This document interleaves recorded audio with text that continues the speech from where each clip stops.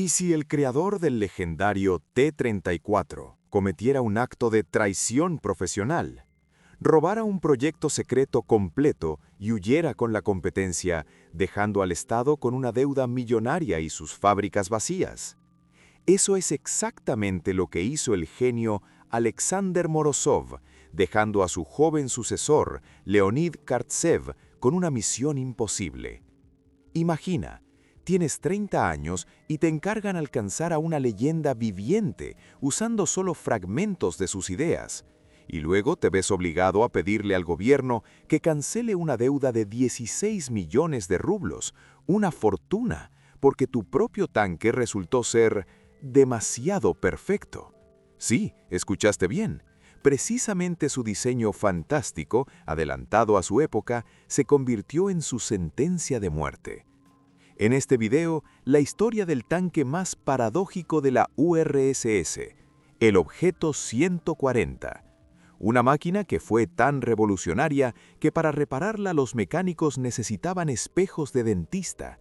Se adelantó 30 años a su tiempo, pero su peor enemigo no fueron los proyectiles enemigos, sino una simple avería en el campo. Fue enterrada por su propio creador, quien escribió una carta personal al Comité Central con una petición impactante: «Cierren mi proyecto». ¿Cómo un tanque construido con ideas del futuro perdió la guerra contra su propia genialidad? ¿Por qué Moscú canceló felizmente millones y el diseñador que admitió la derrota no solo no fue castigado, sino que se convirtió en el creador del legendario T-72? ¿Y es cierto que este costoso fracaso fue en realidad el mayor éxito de la industria soviética de tanques, cuyos frutos seguimos cosechando hoy? Esto no es solo una historia sobre metal, es una historia sobre el precio de la genialidad, sobre el coraje de admitir un fracaso y sobre cómo una derrota estrepitosa puede regalarle a un país decenas de miles de victorias futuras. Mira hasta el final, la verdad será más intrincada que cualquier mito. Principios de los años 50. La Unión Soviética, basándose en la temible experiencia de la Gran Guerra Patria, había creado uno de los mejores tanques medios del mundo, el T-54. Pero en la quietud de los estados mayores ya resonaban pronósticos alarmantes. Los potenciales adversarios no dormían, desarrollando nuevos medios de ataque, y el blindaje del 54 pronto podría volverse vulnerable. Se necesitaba un salto cualitativo, una máquina de una generación completamente nueva, nacida sin mirar atrás a los logros pasados. Al hombre leyenda, Alexander Alexandrovich Morozov, lo pusieron a cargo de este avance. Bajo su dirección había nacido la 33, el símbolo de la victoria. Ahora le tocaba realizar un segundo milagro en la planta de tanques de los Urales en Nizhny Tagil. El proyecto, que recibió el modesto código Objeto 140 desde los primeros días, se convirtió en un campo de batalla, no solo contra barreras tecnológicas, sino también contra personas. La autoridad de Morozov, su impulso desenfrenado hacia soluciones revolucionarias, no evolutivas, chocó con un muro de incomprensión y resistencia de la dirección de la fábrica. Los diseñadores discutían con los productores, los clientes militares presentaban sus exigencias, la atmósfera en la oficina de diseño se caldeaba. El genio creativo, acostumbrado a ganar, estaba atrapado en trámites burocráticos y conservadurismo.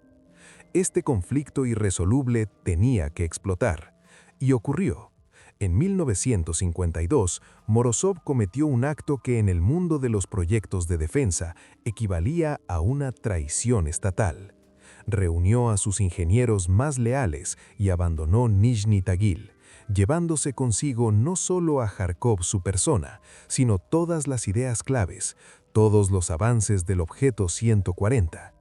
Parecía que el proyecto estaba condenado. Su corazón y su cerebro se habían ido con la competencia, pero esta traición dramática no fue el final, sino solo el primer acto de una historia increíble. En la oficina de diseño vacía quedaban los planos, las ambiciones jóvenes y una pregunta: ¿Qué se puede construir cuando te han robado el alma misma del proyecto? La vacante del diseñador jefe Nizhny Tagil era como el puesto de capitán en un barco que se hunde. En marzo de 1953 lo ocupó Leonid Nikolayevich Kartsev, de 30 años. No le entregaron un proyecto, sino una carga de complejidad increíble. Un semifabricado de ideas, una creciente enemistad entre dos gigantes de la industria de tanques y la tarea de alcanzar al propio Morozov, quien ya trabajaba a pleno rendimiento en Kharkov en su Objeto 430, una máquina gemela construida sobre los fundamentos robados. Kartsev estaba en una posición de claro perdedor. El liderazgo militar, la Dirección General de Tropas Blindadas, apostaba abiertamente por el equipo de Kharkov y su leyenda viviente. La planta de los Urales se mantuvo en la carrera solo por insistencia del ministro. Pero el joven ingeniero no solo tenía ambición, sino una mente lúcida. Entendía que intentar copiar a Morozov, teniendo solo fragmentos de sus planes, era un camino a ninguna parte. Le quedaba un arma única pero poderosa, un equipo de talentosos, resentidos y motivados para la revancha, como su adjunto Valery Benediktov y el ingeniero jefe Iván Bushnev. Ardían en deseos de demostrar que Nizhny Tagil era capaz de algo más que ser la sombra de la oficina de diseño de Kharkov. Fue esta sed de demostrar superioridad lo que los impulsó a una decisión radical. En lugar de perfeccionar con cautela el legado, decidieron superarlo, saltar por encima de sí mismos. Si Morozov imaginaba una máquina del futuro, ellos crearían un tanque del día después de mañana. Su objetivo no era solo un nuevo tanque, sino el ideal. Un peso máximo de 36 toneladas, pero con una protección, movilidad y potencia de fuego fenomenales.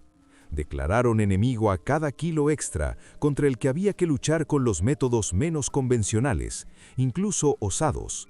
Pero esta persecución del ideal, más allá de lo posible, escondía una trampa.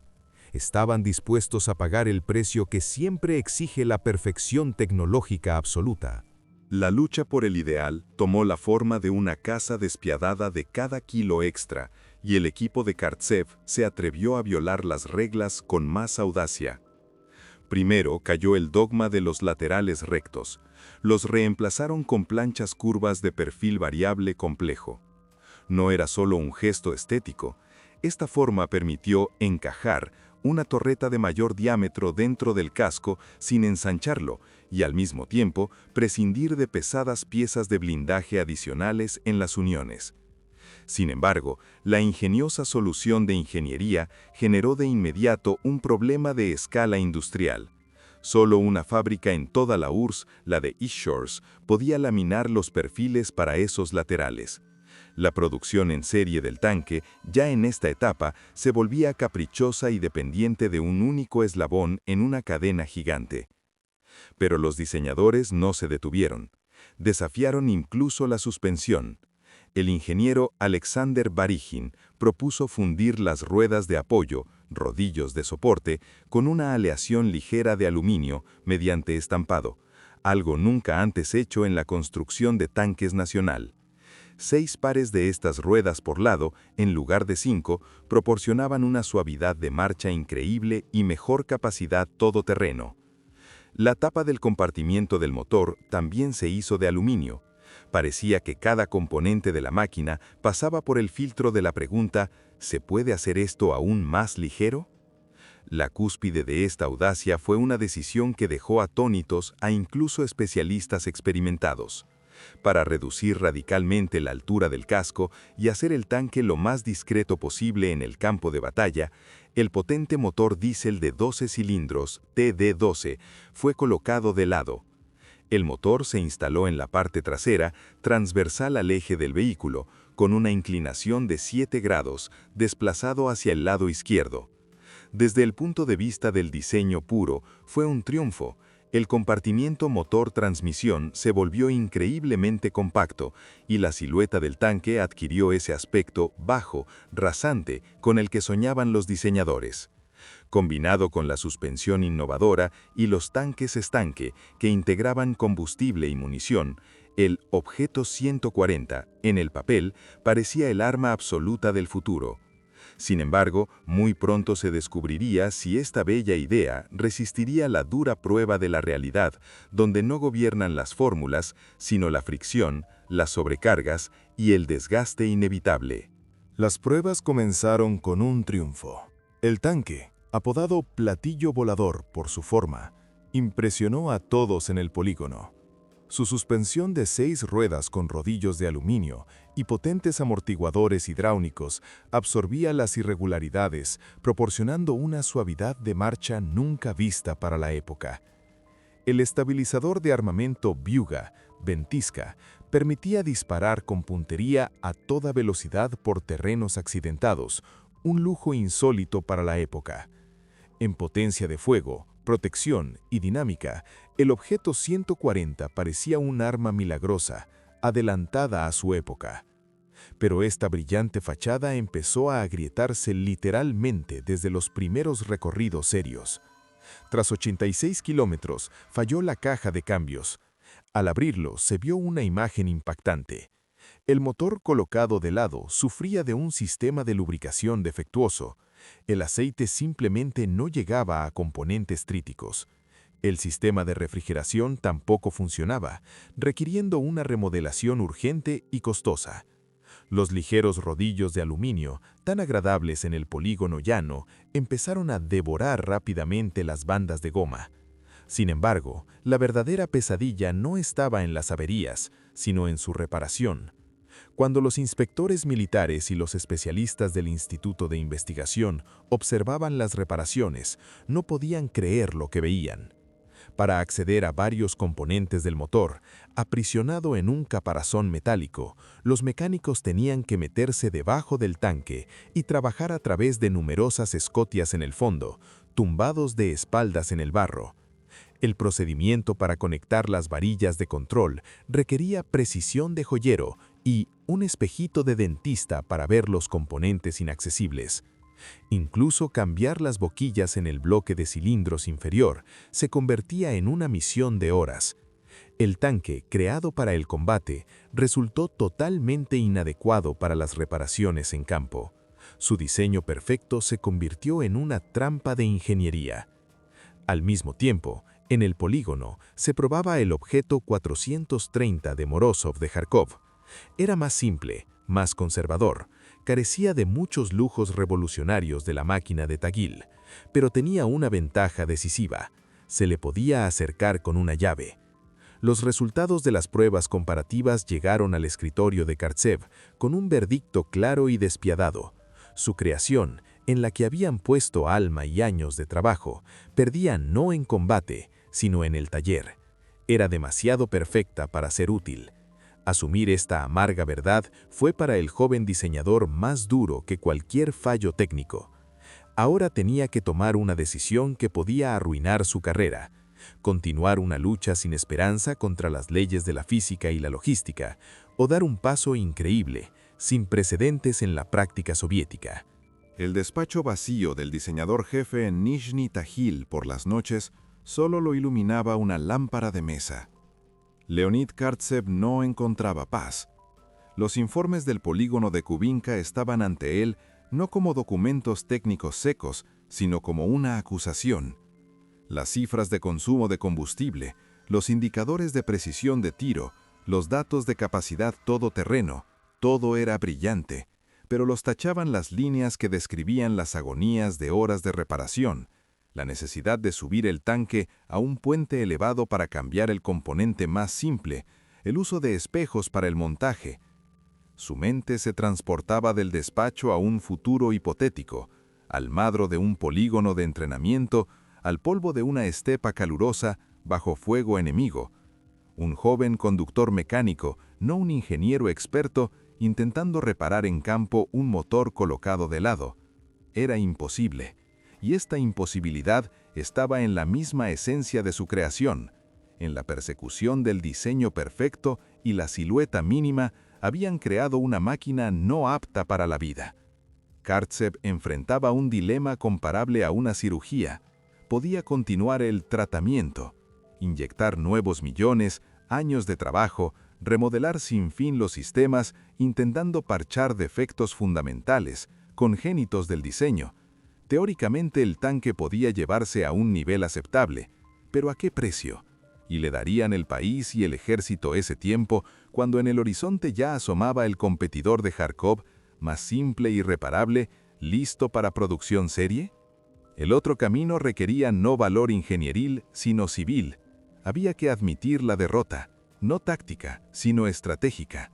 Admitir que en el afán de crear el arma del futuro, habían cruzado la línea donde la perfección se convierte en enemiga de la eficacia. Y dio ese paso increíble. Su carta a las altas instancias del partido y el Estado fue un acto de honestidad sin precedentes en el mundo cerrado de los proyectos de defensa, donde por los fracasos se solía buscar culpables entre los subordinados, no en la concepción misma. Solicito retirar de la fábrica el trabajo sobre el objeto 140 y cerrar el tema. Estas palabras equivalían a un suicidio profesional. Kartsev pedía cancelar 16 millones de rublos, una suma astronómica, con la que se podía construir todo un barrio. Se preparaba para asumir la responsabilidad, hasta la más severa. La respuesta de Moscú fue una ducha de agua fría de sobriedad. La petición se atendió rápida y sin emociones, sin enojo, sin investigación. El proyecto se cerró en el verano de 1958 por decreto oficial y el dinero se canceló. ¿Por qué los burócratas, normalmente ávidos de buscar culpables, reaccionaron con tanta calma? La razón era un cálculo cínico. El liderazgo de la capital en la Dirección General de Tropas Blindadas ya había elegido su favorito, el objeto 430 de Morozov de Járkov.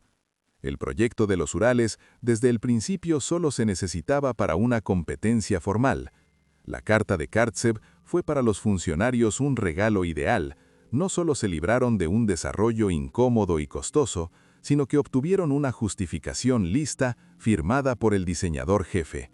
El valiente acto de Kartsev se usó como una herramienta conveniente en el gran juego departamental. Así, un vehículo de combate concreto pasó al archivo, pero paradójicamente, con su cierre, la historia del objeto 140 no terminó, sino que pasó a una nueva etapa, mucho más grande. No cayó como una semilla estéril, sino como un roble poderoso cuya caída fertilizó el suelo para todo un bosque de nuevas ideas. ¿Qué brotes dio este costoso, pero no en vano experimento? Parecería que con la cierre oficial del tema, en junio de 1958, el objeto 140 debería haberse desvanecido como una curiosidad costosa, un monumento al maximalismo ingenieril. Pero ocurrió lo contrario. Los dos prototipos que quedaron en Kubinka no se convirtieron en exhibiciones de museo, sino en depósitos únicos de ideas. Los diseñadores se acercaron con un enfoque práctico, casi quirúrgico. Empezaron literalmente a desmontar la máquina fallida en órganos viables para trasplantarlos a proyectos nuevos y más prometedores. Así comenzó la segunda vida, invisible y mucho más larga del tanque fantasma. El legado resultó grandioso. El regalo más obvio y material para el futuro fue la suspensión, tren de rodaje, 6 ruedas de apoyo, rodillos de soporte de gran diámetro por lado, materializadas por primera vez en metal en el 140, dejaron de ser una hipótesis audaz. Se perfeccionaron, se ajustaron, se seleccionaron las aleaciones y el caucho óptimos. Y cuando a finales de los años 60, en Nizhny Tagil se concibió un nuevo tanque principal, los diseñadores tomaron sin dudar como base precisamente este esquema probado. Así nació el legendario T-72 y más tarde el T-90. Millones de toneladas de acero blindado, recorriendo caminos y fuera de caminos por todo el planeta, ruedan sobre ruedas cuya concepción fue sufrida y perfeccionada en el desafortunado predecesor. No menos importante fue la contribución intelectual.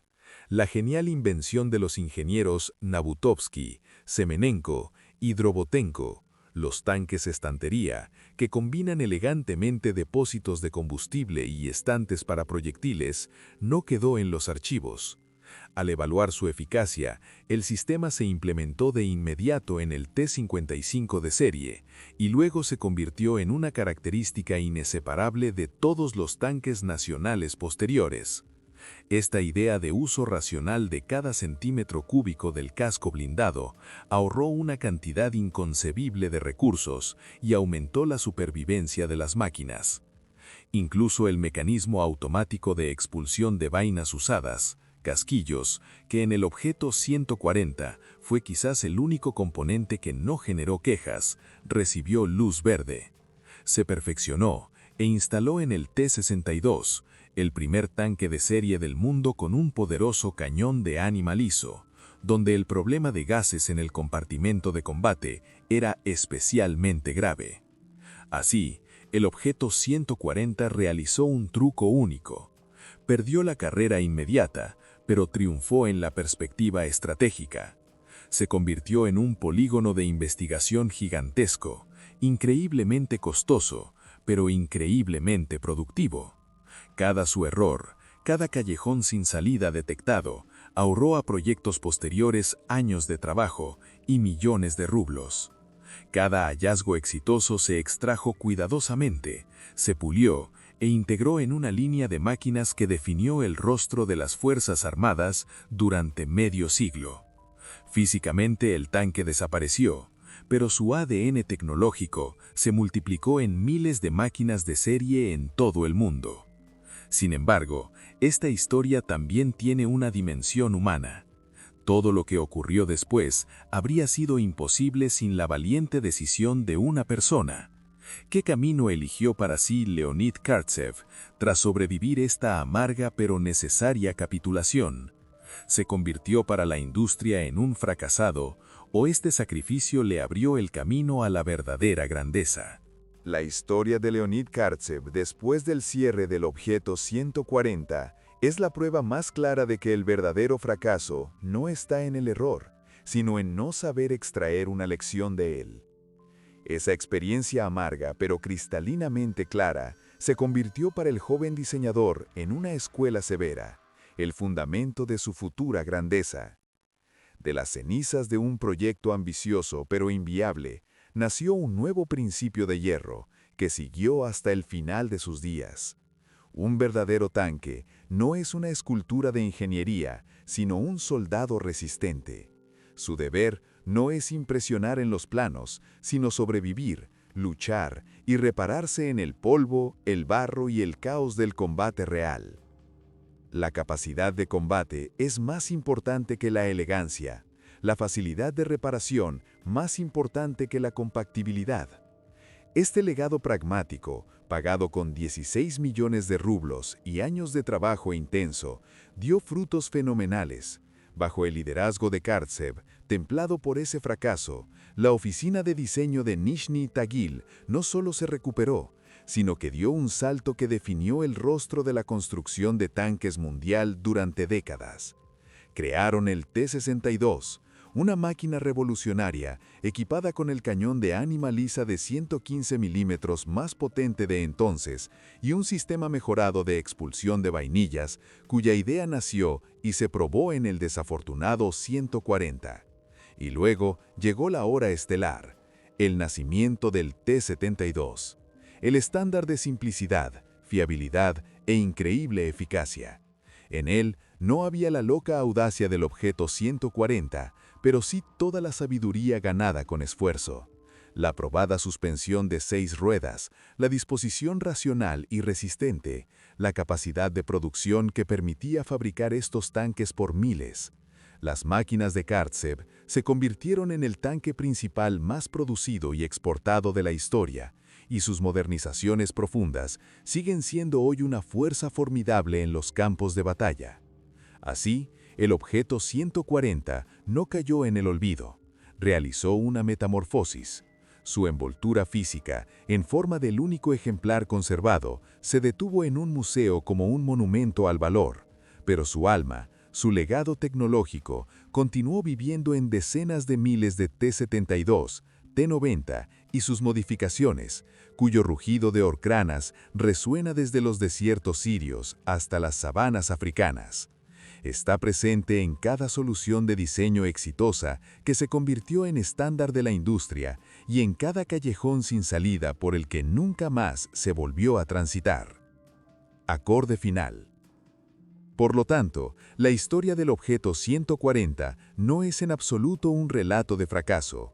Es una saga sobre el rarísimo valor profesional y honestidad ante sí mismo y el país, sobre la disposición a reconocer que tu brillante hijo intelectual, en el que pusiste parte de tu alma, no es apto para la vida real, y tachándolo, empezar a escribir una nueva historia más fuerte.